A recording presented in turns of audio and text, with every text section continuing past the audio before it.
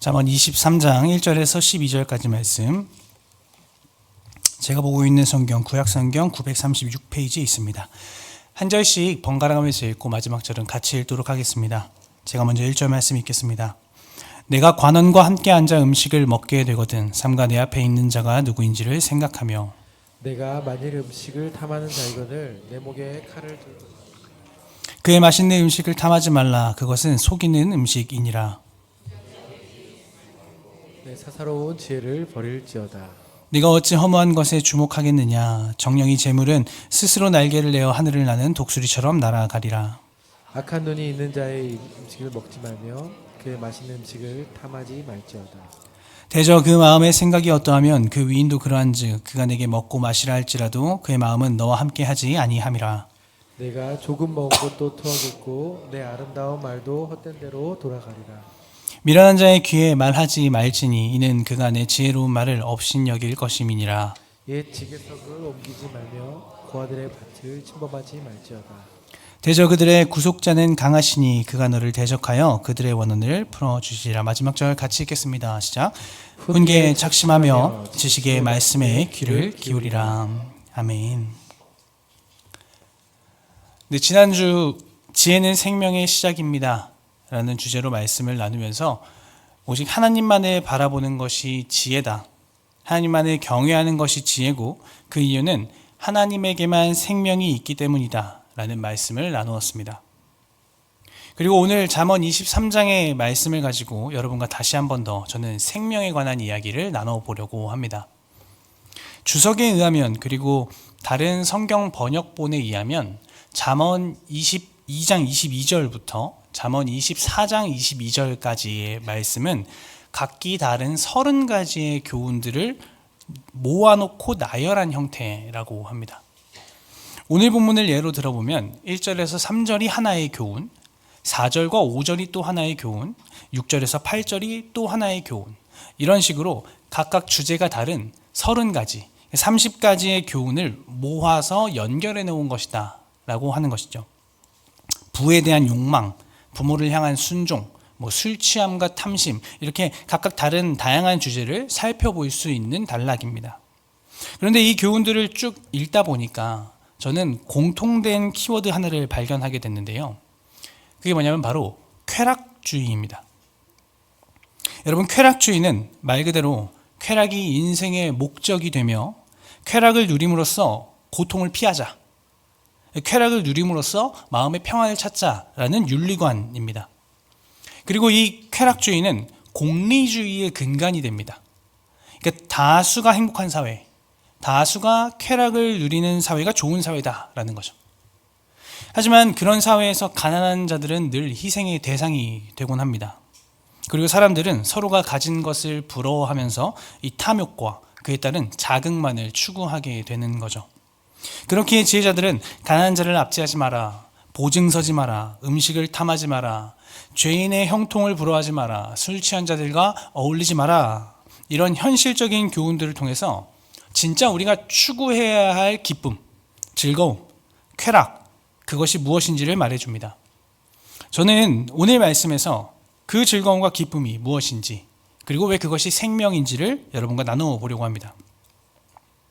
여러분 혹시 먹방 자주 보시나요? 먹방 보시나요? 네. 저는 개인적으로 이 말씀을 준비하기 위해서 찾아본 먹방 외에는 스스로 먹방을 찾아본 적이 한 번도 없고, 사실 그걸 왜 보지? 이걸 사실 이해 자체를 잘 못하는 부류의 사람입니다. 물론 보는 사람이 이상하다는 건 아닙니다. 보는 걸 이해하기가 조금 어려운 성격입니다. 그래서 먹방을 보면 왜 사람들이 막 엄청 많은 양을 먹거나 또 이게 되게 독특한 음식을 먹거나 이러잖아요. 근데 그게 신기한 게 아니라 그걸 보는 사람이 저는 좀 신기한 그런 성격입니다. 왜 남 밥 먹는 걸 그렇게 보고 있을까, 열심히. 이게 잘 이해가 안 되는데요. 근데 저는 이제 이해를 해보고 싶었습니다. 그래서 주변 지인들에게 이제 먹방을 보는 이유에 대해서 물어본 적이 있어요. 누구누구야, 넌 왜 그렇게 남 밥 먹는 걸 열심히 보고 있니? 이렇게 질문을 한 적이 있습니다. 근데 정말 다수의 친구들의 대답이 이랬습니다. 그냥요. 저는 또 한 번 이해가 안 됐습니다. 왜 그냥 남 밥 먹는 걸 보는 거지? 이게 이해가 안 됐습니다. 그래서 좀 다른 대답을 들어보려고 여러 번 물어봤는데 그 중에 한 친구가 저한테 먹방 진짜 재밌어요 라고 대답을 하는 거예요. 그래서 뭔가 새로운 게 있구나. 내가 모르는 뭔가의 그 즐거움과 기쁨이 있구나 하고 물어봤습니다. 누구누구야? 먹방을 보면 뭐가 그렇게 재밌니? 라고 물어봤는데 그 친구가 이렇게 대답했습니다. 그냥 재밌어요. 혼란스러웠습니다. 그냥 재밌는 건 또 어떻게 재밌는 걸까? 그런데 곰곰이 생각해 보니까 그냥 볼 수도 있겠다라는 생각이 들었습니다. 그러니까 처음에는 어떤 이유에서 보게 됐는데 나중에는 진짜 그냥 보게 되는 거죠. 그리고 실제 제가 그래서 먹방을 보는 이유에 대해서 검색을 해봤습니다. 그러니까 이런 통계가 나왔습니다. 화면 보실까요? 먹방을 보는 이유 첫 번째는요. 글씨가 잘 안 보이지만 제가 설명드릴게요. 먹방을 보는 첫 번째 이유는 대리만족을 느끼기 위해서라고 합니다. 그리고 두 번째는 스트레스를 풀기 위해서라고 합니다. 그리고 세 번째는 혼자 밥 먹을 때 친구 역할이 필요해서라는 통계가 나옵니다. 그리고 이게 2021년의 자료인데 2021년의 자료를 보니까 10대의 약 40%가 매주 한 번 이상은 먹방을 시청하고 또 먹방을 매일 보는 청소년은 15%에 해당한다고 합니다. 이게 2021년 자료니까요. 아마 지금은 이 수치가 훨씬 더 오르지 않았을까 추측이 쉽게 됩니다. 그리고 제가 이걸 검색하면서 이 심리학을 전공하는 사람들이 이 먹방을 왜 볼까에 대해서 토론하는 영상을 한번 찾아보게 됐습니다. 그래서 그 심리학을 하는 사람들이 그 토론을 막 하면서 실제로 나온 연구 결과는 그리 많지 않은데 어떤 몇 가지 분석에 따르면 결론적으로 먹방을 보는 이유는 자극 때문이다라고 결론을 내립니다. 그러니까 종합해 보면 먹방을 보면서 어떤 심리적인 안정을 누리고 또 어떤 자극을 누린다라는 거죠. 그것 때문에 먹방을 본다라는 거예요. 근데 이렇게 남이 밥 먹는 걸 보면서 심적인 안정이나 자극을 누릴 수 있구나라는 되게 의아한 지점이 있었는데 이것을 제가 조사해 보다가 한 가지 재미난 걸 발견하게 됐습니다. 그게 뭐냐면 이 먹방을 보면서 누리는 자극과 안정을 이미 40년도 전에 그것을 정의하고 그 문제점을 언급한 사람이 있던 거예요. 화면을 보시면 이게 영국의 저널리스트인 로잘린 카워드라는 사람이 1984년에 쓴 여성의 욕망이라는 책입니다. 이미 1984년에 이 여성의 욕망이라는 책을 이 로잘린 카워드라는 사람이 쓰면서 거기에다 어떤 단어를 썼냐면 푸드 포르노라는 단어를 처음 사용했습니다. 그리고 이것이 영미권에서는 기본적으로 먹방을 의미합니다. 다시 말해 먹방의 본질은 결국 쾌락을 뜻하는 거예요. 그러니까 어떤 자극을 얻기 위해서 남이 밥 먹는 걸 보는 그 행위는 마치 포르노를 보는 것과 같은 행동이다라고 해서 푸드 포르노라는 단어를 사용하게 된 거죠. 너무 과한 해석이 아닐까 싶기도 하지만 최근 몇 년간 여러분 그 방송사나 아니면 유튜브에서 음식을 소재로 한 방송 그리고 프로그램들이 사람들에게 엄청난 열광을 이끌어내고 또 먹방 유튜버들이 전 세계적으로 굉장히 인기와 또 그에 따른 소득을 누려가는 걸 보면 결코 과한 해석은 아닌 것 같습니다. 유튜브에 그냥 먹방 이렇게만 쳐봐도 조회수가 100만, 200만은 그냥 기본으로 이렇게 훌쩍 뛰어넘는 걸 보게 되거든요. 그리고 이거 찾아보면서 아는 동생이 이 영상 뭐라고 해서 하나 찾아봤는데요.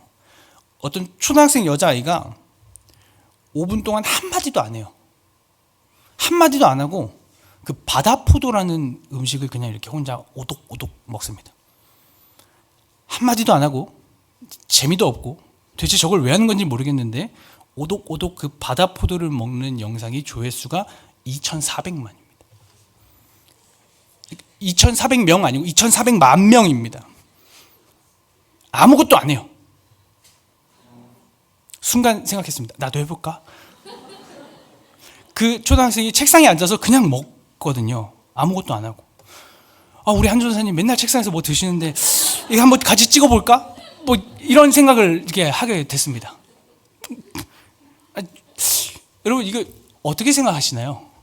이런 현상들을 대체 우리는 어떻게 해석해야 하는 걸까요? 그냥 재밌는 문화 중에 하나로 받아들이면 되는 걸까요? 이게 비단 우리나라의 문화만이 아니라 전 세계의 문화 영향이거든요. 정말 이와는 관련이 하나도 없어 보이지만 제가 이어서 다른 질문을 하나 해보겠습니다. 성도 여러분, 오늘날 우리 한국교회의 위기는 갑자기 찾아온 걸까요? 너무 생뚱맞죠. 질문 두 개가 안 맞죠. 근데 여러분, 고 오카는 목사님의 20년 전 설교를 들어보면 오카는 목사님은 그때부터 한국교회 쇠퇴를 얘기하시거든요. 그게 1990년대인데 그때부터 쇠퇴를 얘기하세요. 그리고 실제 역사학자들은 1990년대부터 한국교회가 쇠퇴기를 맞았다라고 평가합니다. 그런데 놀랍게도 1990년대는 한국교회가 가장 전성기에 있을 때입니다. 재정적으로, 인적으로 가장 부흥했던 시기입니다. 그리고 또 하나, 지난 10년 동안 여러분 한국교회는 지금 말씀의 홍수 시대를 살고 있죠. 그리고 신앙 컨텐츠의 홍수 시대를 살아가고 있습니다. 무슨 말인가요? 이 터치 한번 하면 우리 설교는 언제든지 들을 수 있죠. 손쉽게 들을 수 있습니다. 좋은 영상들, 좋은 강의들, 좋은 찬양들, 이런 것들을 언제 어디서나 마음껏 들을 수 있습니다. 그리고 심지어 성경과 신학의 전문가들이 넘쳐나고 있어요. 정말 성경과 그 신학적 요소를 잘 해석하는 자료들도 넘쳐나는 시대를 우리는 살고 있습니다. 그런데 이와 같은 말씀의 홍수 시대, 이 신앙 컨텐츠의 홍수 시대의 교회는 또 한 번 쇠퇴를 경험하고 있는 상황입니다. 그러니까 재정적 인프라, 인적 인프라가 가장 부흥했을 시기에 교회는 쇠퇴기를 경험했고, 말씀에 관한 정보들을 이렇게나 넘치게 많이 누릴 수 있는 오늘날 교회는 쇠퇴를 경험하고 있다는 겁니다. 왜 그럴까? 정말 여러 가지 문제가 있겠죠. 뭐 하나 이거다라고 설명하기에는 좀 어려울 수 있습니다. 그런데 저는 한국교회가 이 쾌락주의의 위기 속에 놓여 있다라고 진단해 봅니다. 언제부터인가 신앙생활에 이 자극이 없으면 동력이 없는 거예요. 그러다 보니까 교회에서 계속 자극될 만한 요소들만 찾기 시작하고, 또 교회들은 성도들이 그것들을 원하니까 그 자극된 요소들을 만들어내기 시작합니다.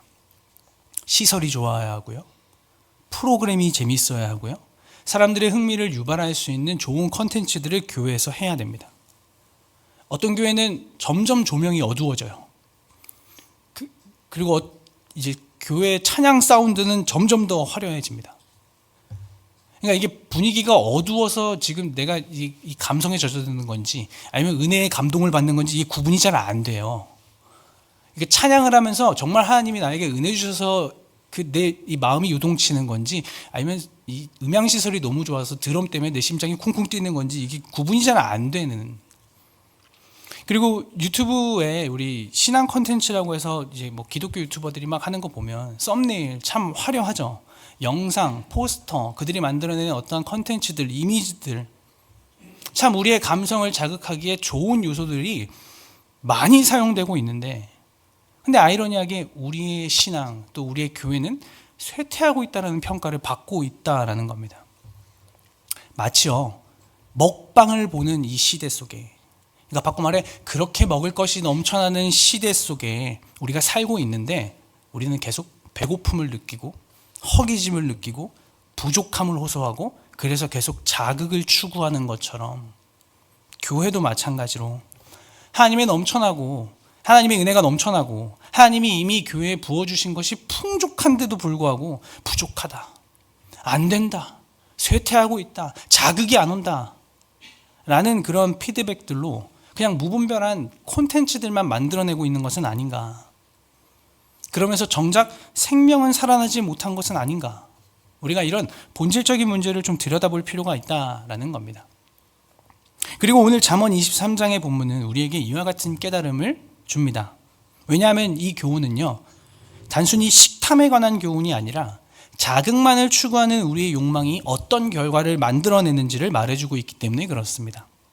그러면서 우리에게 주어진 이 환경을 제대로 분별하라고 이 지혜자들은 교훈하는데요. 오늘 본문 2절과 3절 그리고 7절 말씀, 이 세 구절을 우리 한번 같이 읽어보도록 하겠습니다. 2절과 3절 그리고 7절 말씀입니다. 같이 읽겠습니다. 시작. 내가 만일 음식을 탐하는 자이거든 내 목에 칼을 둘 것이니라. 그의 맛있는 음식을 탐하지 말라. 그것은 속이는 음식이니라. 대저 그 마음의 생각이 어떠하면 그 위인도 그러한즉 그가 내게 먹고 마시라 할지라도 그의 마음은 너와 함께하지 아니함이라. 잘 차려진 밥상을 조심하라 라는 뉘앙스의 이 교훈은 앞서 말씀드렸듯이 단순히 식탐을 경고하는 게 아니라 우리에게 주어진 상황과 환경을 분별할 줄 알아야 한다라는 지혜를 말하고 있습니다. 한마디로 우리 앞에 차려진 이 밥상이 진짜 하나님이 차려주신, 하나님이 부어주신 은혜인가, 아니면 우리의 욕망이 채워놓은 결과인가를 우리는 분별할 줄 알아야 된다라는 거죠. 그걸 분별함으로써 행동해야 한다라는 겁니다. 2절과 3절에 보시면 음식을 탐하다라는 말이 두 번 나옵니다. 근데 여기서 번역된 히브리어가 바알 레페시와 이바라는 서로 다른 단어가 사용됐습니다. 바알이라는 뜻은 주인이라는 뜻이죠. 그리고 네페시라는 뜻은 호흡이라는 뜻도 있지만 직설적으로 얘기하면 목구멍이라는 뜻입니다. 그러니까 목구멍의 주인이라는 뜻입니다. 그러니까 우리의 식탐이 행동으로 나아갈 수 있다. 그리고 반대로 행동으로 나아가지 않을 수 있다. 이 얘기를 하고 있는 겁니다. 마찬가지로 우리는 분별해야 된다라는 거죠. 하나님이 은혜를 많이 주셔서 한국교회가 이만큼 부흥하게 된 것인지, 아니면 우리의 욕심이 만들어낸 결과 안에서 우리가 이제 그 독이 든 성배를 마신 것처럼 이 결과를 받아들이고 있는지 우리는 분별할 줄 알아야 한다라는 겁니다. 그래야 우리가 앞으로 나아갈 생명이 무엇인지를 발견할 수 있다라는 거죠. 그렇지 않으면 지금 8절을 보시면 8절이 말하는 것 같이 우리를 채울 수 있다고 생각한 그 화려하고 풍족한 것들이 언젠가는 다시 토해질 뿐이다. 우리가 어떤 말을 한들 그것은 생명을 살리는 말이 아니라 허무한 말이 될 수 있다라는 결과를 우리가 받아들일 수도 있다라는 겁니다. 그리고 안타깝게도 우리는 이미 그 결과를 경험하고 있죠. 교회의 부흥은 어디 가는지 모르게 온데간데 지금은 굉장한 쇠퇴기를 맞이하고 있고, 믿는 자들이 무슨 말을 한들 세상은 이제 듣지 않고 있습니다. 그리고 이러한 현상을 두고 어떤 학자들은 이렇게 얘기합니다. 사회는 종교에서 계속해서 정의를 찾고 있는데 사회가 이제 종교의 소리를 듣지 않는다는 건 교회가 무너졌다는 것이다. 극단적인 대입일 수도 있지만 교회는 이 땅의 본이 되어야 하는 하나님 나라 공동체로서 전혀 틀린 말은 아닌 것 같습니다. 그리고 저는 오늘 본문 10절과 11절에서도 비슷한 연결고리를 찾아보게 됩니다. 오늘 본문 10절과 11절 말씀 우리 같이 한번 읽어볼까요? 같이 읽겠습니다. 시작. 옛 지계석을 옮기지 말며 고아들의 밭을 침범하지 말지어다. 대저 그들의 구속자는 강하시니 그가 너를 대적하여 그들의 원한을 풀어 주시리라. 앞서 말씀드렸듯이 쾌락주의 속의 가난한 자들은 희생자가 됩니다.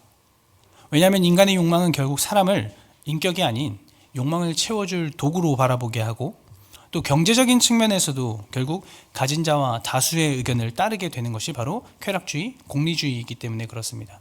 그러나 하나님의 말씀은 땅의 경계가 분명하죠. 고아들의 밭을 침범하지 못하게 하나님의 율법은 지정되어 있습니다. 그리고 혹여나 그 실수로 인하여서 땅을 잃더라도 희년이 되면 그것을 다시 돌려줌으로 인해서 다시 회복되게 되는 것이 하나님의 섭리입니다. 그런데 쾌락주의는 그것들을 방해하고 있습니다. 그리고 우리는 자본주의 사회 속에서 그것들이 마치 당연하듯이 살아가고 있는 거죠. 내가 열심히 노력하면 내가 부를 누리는 것이 당연하다는 세고 속에 살아가는 것입니다. 그래서 그러니까 지혜자들은 4절과 5절에서 이렇게 얘기합니다. 부자 되는 것에 애쓰지 말고 사사로운 지혜를 버리고 허무한 것에 주목하지 말라라는 얘기를 합니다. 이 말씀을 두고 저는 그동안의 교회의 모습과 또 몇 년 전 우리나라에 있었던 사회적인 이슈 중에 정말 논란이 크게 되었던 한 사건이 오버랩 됐습니다. 먼저 우리나라에 있었던 한 사건은 여러분도 다 아시는 사건일 텐데 2017년에 서울 강서구에 장애인 학교 설립을 반대하는 문제로 인해서 학부모들이 그 지역 주민들에게 무릎을 꿇는 사건입니다. 학교 설립을 반대하는 사람들은 장애인 학교가 들어오면 집값이 떨어진다고, 학부모님들에게 연기하지 말라고, 혐오 시설은 들어올 수 없다면서 그 부모들을 비난했습니다. 그런데 그 부모들은 그 비난을 정면으로 맞으면서 무릎을 꿇고 이렇게 얘기하셨다고 해요. 때리면 맞겠다. 욕하면 듣겠다. 그러나 우리 아이의 학교만은 포기할 수 없으니 설립을 찬성해달라. 여러분, 이게 과연 정상적인 사회의 모습인가요? 대체 우리 인간 안에 무엇이 기준이 되고 우리의 목구멍의 주인이 누가 되며 또 우리 마음 안에 어떠한 탐욕이 있으면 이런 행동을 할 수 있는 걸까요? 그런데 정말 안타깝지만 한국교회의 이면에도 이와 비슷한 면들이 있었다라는 것을 우리는 부인할 수 없습니다. 한국교회가 재정적으로 건강할 때는 참 많은 영역에서 사회에 기부도 하고 후원도 하고 선교사를 파송하는, 그러면서 매일같이 플랜카드를 걸었습니다. 선교사 파송 몇 명, 전 세계 몇 위. 그런데 여러분, 한국교회가 쇠퇴기를 맞이하자 제일 1차적으로 줄였던 재정이 선교사 후원입니다. 그리고 그 다음 2차적으로 주었던 게 지역사회에 흘려보내는 후원금이었습니다. 너무 속상한 과거로 남게 되었죠.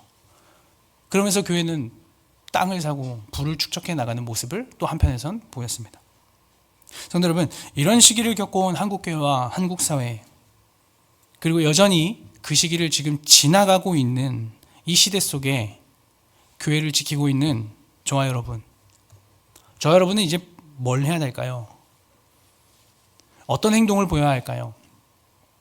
저는 그 해답을 오늘 본문 12절에서 발견해 봅니다.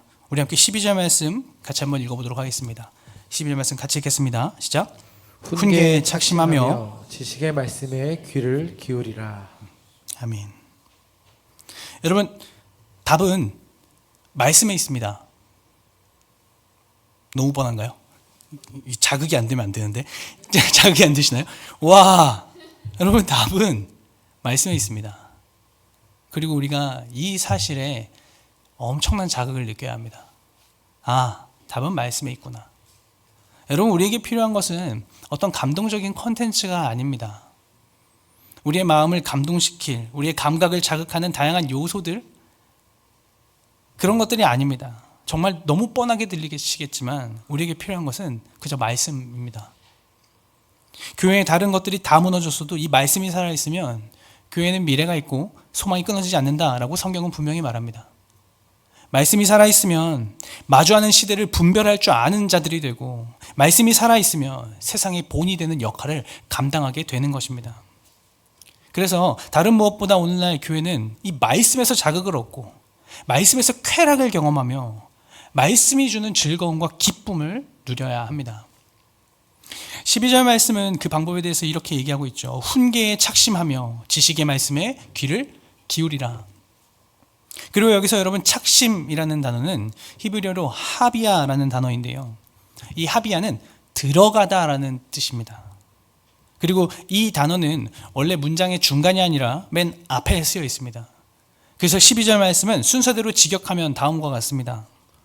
너의 마음을 교훈으로, 너의 귀를 지식의 말씀으로 들어가게 하라. 여러분, 우리의 마음이 이처럼 말씀으로 들어가야 합니다. 우리의 귀가 말씀으로 온전히 들어가야 합니다. 그리고 이 하비야라는 단어는요, 창세기에서 하나님이 노아에게 방주로 들어가라 할 때 그 들어가라라는 단어와 같습니다. 무슨 말인가요? 우리가 말씀 안에 들어가야 사는 겁니다. 말씀 안에 들어가고 우리의 귀가 말씀 안에 들어가야 우리에게 생명이 있는 겁니다. 우리가 그렇게 사는 겁니다. 그래야 우리를 향한 어떤 유혹의 소리가 들려온더라도, 우리를 자극하는 수많은 세상의 가치관과 그런 세계관들이 우리를 흔든다 할지라도 우리가 말씀에 들어가 있으면, 우리 귀가 말씀에 들어가 있으면 우리는 살 수 있고 회복할 수 있고 또 세상의 본이 될 수 있다라는 겁니다. 여러분, 이것을 몸소 보여주신 분이 바로 예수님입니다. 마태복음 3장을 보시면 예수님께서 세례를 받으시죠. 그리고 이어지는 4장에서 바로 사단에게 시험을 받으시러 가십니다. 그리고 아시다시피 그 시험은 예수님이 40일을 금식하신 후에 찾아온 시험이었습니다. 우리는 하루만 굶어도 배고픈데, 저희 전도사님 한 끼만 굶어도 계속 배고프다 하시는데, 여러분 40일을 금식한 이후에 이 시험이라니요. 예수님도 인간이십니다. 이거 어떻게 이겨내셨을까요? 이거 어떻게 견디셨을까요? 말씀으로, 말씀으로 이겨내셨습니다. 근데 여러분, 예수님이 그 말씀을 꺼낼 때 사단이 뭘로 유혹하나요? 돌이 떡덩이가 되게 하라. 거룩한 성에서 뛰어내려라. 넌 안 다칠 거야. 이 천하만국을 내가 너한테 줄게. 나에게 경배해봐라. 이런 식으로 굉장히 자극적인 요소로 예수님을 시험합니다. 40일의 금식 가운데 이 몸과 마음이, 정신이 모두 다 지금 정말 피폐한 그 상태에서 그 모든 것들을 충족시킬 만한 자극으로 예수님을 시험하는 겁니다. 그런데 예수님이 이 시험을 말씀으로 이겨내셨어요. 예수님의 사단의 시험을 말씀 하나로만 이기셨는데, 돌을 떡으로 바꾸시지도 않고 높은 곳에 뛰어내리시지도 않고, 그리고 천하만국의 영광을 눈앞에 두고도 그 유혹 앞에 엎드리지 않으셨는데, 그게 오직 말씀 때문이다라고 성경은 분명하게 말하고 있죠. 그리고 마태복음 4장 4절에서 예수님은 이렇게 대답하십니다. 우리 같이 마태복음 4장 4절 말씀 같이 읽어보겠습니다. 시작. 예수께서 대답하여 이르시되 기록되었을 때 사람이 떡으로만 살 것이 아니요 하나님의 입으로부터 나오는 모든 말씀으로 살 것이라 하셨느니라 하시니. 여러분, 말씀에서 자극이 없으면 생명이 없는 겁니다. 누군가는 이렇게 말할 수 있습니다. 지금 말씀만 있는 게 아니라 떡도 분명히 있다라고 하는데 난 떡이 부족하다, 이렇게 말할 수 있습니다. 맞죠? 떡도 채워줘야 됩니다. 우리의 영은 떡을 필요로 합니다. 그리고 하나님이 우리에게 물질적으로 그렇게 먹이고 입히실 것이 있어야, 채워져야만 우리는 살 수 있습니다. 그게 맞습니다. 하지만 그보다 앞서 중요한 것은 우리가 말씀으로 살 때 우리에게 주어진 떡이 먹어도 되는 떡인지 먹으면 안 되는 떡인지 분별할 수 있다는 거예요. 그 떡을 사단이 주는 건지 아니면 진짜 하나님이 입히시고 채우시는 건지 분별하는 눈은 말씀을 통해서만 얻을 수 있습니다. 안타깝게도 한국교회가 그 사실을 놓쳤습니다. 우리에게 주어진 은혜와 그 풍성한 그 하나님이 주셨던 은혜를 우리는 흘려보냈어야 됐는데, 그것을 우리가 축적하고 쌓다 보니 지금 이렇게 말씀이 풍족한 시대에서도 말씀을 먹을 줄 모르고 계속해서 부족한 상태, 결핍의 상태, 자극을 추구하는 상태로 살아가고 있는 겁니다. 여러분, 말씀으로 살아야 하늘에서 내려진 만나가 어떤 뜻인지를 알 수 있는 거죠. 말씀으로 살아야 반석을 내리쳤을 때 나온 물이 우리에게 어떤 의미인지를 알 수 있습니다. 말씀으로 살아야 오병이어의 기적이 어떤 뜻인지를 알 수 있습니다. 근데 말씀으로 살지 않으면요, 말씀에 들어가지 않으면요, 합의하지 않으면 우리는 은혜도 모르고 의미도 모르고 이 먹고 마시는 자리에 앉아 있다 할지라도 그것은 그냥 순간의 배고픔을 달랠 뿐, 그냥 순간의 자극을 달랠 뿐 생명을 경험할 수는 없는 겁니다. 만나를 먹고도 불평했던 이스라엘 백성들처럼요. 오병이어의 기적을 경험하고도 예수님에게서 생명을 발견하지 못했던 백성들처럼 왜 자기에게 이런 은혜가 주어졌는지를 깨닫지 못하는 거죠. 성도 여러분, 자극을 추구하는 쾌락주의는 앞으로 더 극심해질 것으로 예상됩니다.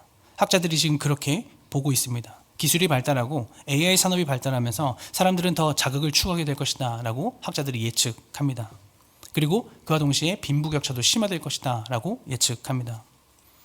그러면 아마 그에 맞춰 산업도 변하겠죠. 가치관도 변할 겁니다. 문화도 변하고 윤리관도 변할 겁니다. 사회 질서까지 변할 겁니다. 그러한 세상 속 저와 여러분이 붙들어야 할 것은 변하지 않는 말씀입니다. 그 말씀만이 우리에게 생명을 줍니다. 그리고 여러분, 그때 또 하나 이 사실을 기억했으면 좋겠는데요. 마태복음 3장 17절 말씀입니다. 우리 이 말씀 읽고 마무리해 보겠습니다. 마태복음 3장 17절 말씀 우리 한 목소리로 같이 읽어보겠습니다. 시작. 하늘로부터 소리가 있어 말씀하시되 이는 내 사랑하는 아들이요 내 기뻐하는 자라 하시니라. 아멘. 예수님이 사단에게 시험을 당하시기 전 세례를 받으실 때 하늘에서부터 소리가 들렸습니다. 하나님이 너는 내 사랑하는 아들이다 라고 말씀해 주셨습니다. 그리고 그 이후에 예수님이 시험을 당하셨어요. 사단이 뭐라고 했나요? 네가 하나님의 아들이거든 해봐라, 이렇게 자극을 줬습니다. 성도 여러분, 하나님이 이미 내 사랑하는 아들이다 라고 말했는데 예수님이 굳이 그것을 증명하실 필요가 있었을까요? 반대로 말하겠습니다. 한국교회가 주님 앞에 그저 나와서 예배할 수 있고 찬양할 수 있고 기도할 수 있는데 뭘 더 증명해야 할까요? 수많은 전 세계에서 여전히 하나님의 이름을 부르짖지도 못하고 숨어서 기도하며 주님을 믿는다고 했을 때 잡혀가는 현실 속에 살아가는 자들도 있는데 우리가 맘 편히 그냥 예배하고 기도하고 찬양할 수 있는 삶을 살게 됐음에도 불구하고 우리가 뭘 더 증명해야 될까요? 어떤 자극이 더 필요할까요? 부디 저와 여러분이 하나님의 말씀 안에 들어가서 이 세상이 주는 자극이 아니라 하나님의 말씀만이 주는 그 자극, 그 쾌락, 그 즐거움, 그 기쁨 안에 살아가는 저와 여러분 됐으면 좋겠습니다. 그리고 그것만이 생명임을 고백했으면 좋겠습니다. 오늘 말씀을 기억하시면서 그렇게 우리가 하나님의 생명을 이미 누리고 있는 자, 그리고 흘려보낼 수 있는 자들임을 고백하는 그런 저와 여러분 되시기를 주님의 이름으로 소망합니다.